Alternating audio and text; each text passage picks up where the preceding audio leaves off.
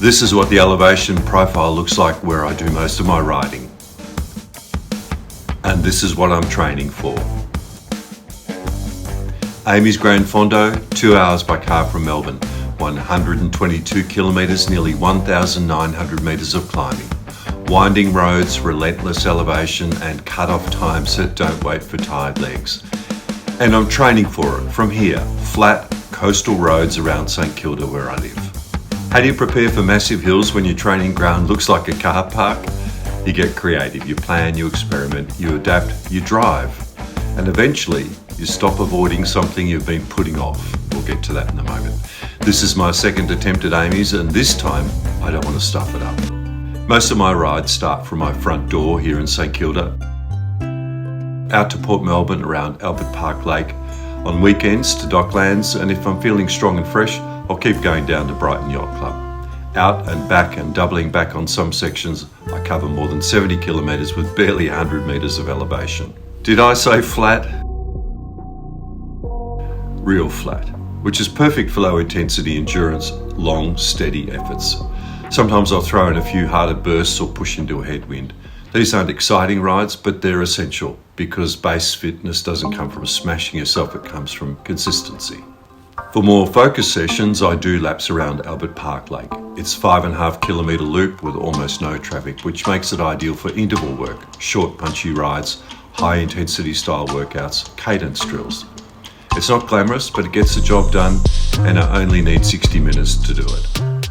Of course, if I'm going to survive Amy's Gran Fondo, I can't avoid hills. I have to escape the flatlands and head further afield. That means training rides with real elevation, like Yarra Boulevard in Kew here in Melbourne. A few short climbs, most people would say nothing massive. For me, in the past, it's been tough, but it's great for hill reps. The one in 20 just outside Melbourne in the Dandenongs, one of Melbourne's classic climbs. About 6.8 kilometres and great practice for the longer efforts in Amy's. Earlier this year, I rode from Winchelsea to Lorne and back, 90 kilometres total, and it includes the first big climb of the Fondo route. I've ridden around here in my 30s and it's a reminder of what I'm up against. To get to these climbing locations, I have to pack the bike in the car and drive anywhere from 45 minutes to 2 hours. And while I don't mind driving, I absolutely loathe city traffic. And I've got a confession to make. I've been avoiding bike paths and unfamiliar bike lanes, especially the ones outside my usual routes. I've mentioned before that my bike handling skills aren't exactly world class, and these paths can be challenging. Paths are often narrow with fast riders coming the other way, sudden inclines, blind corners, rough surfaces, pedestrians, and lots of stopping and starting at lights and crossings. But yesterday, with some trepidation, I went out on a little adventure. Using Ride with GPS, I mapped a route to Yarra Boulevard by bike, avoiding main roads, sticking to shared paths and quieter streets. And I rode it. Okay, I'm still not comfortable on shared paths, but it was a beautiful day, a warm hint of early spring. And once I hit the boulevard, I felt great.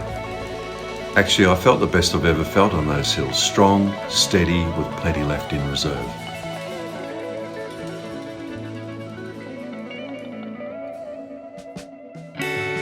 It gave me a real boost of confidence, like maybe, just maybe, finishing Amy's is possible after all. And now that I've ridden the route, I know what to expect. It fits perfectly with my training plan and I plan to do it again, more often. That might not sound like much, but for me that's a big win. It means more riding, more climbing, and fewer excuses. But let's not pretend it's all going smoothly.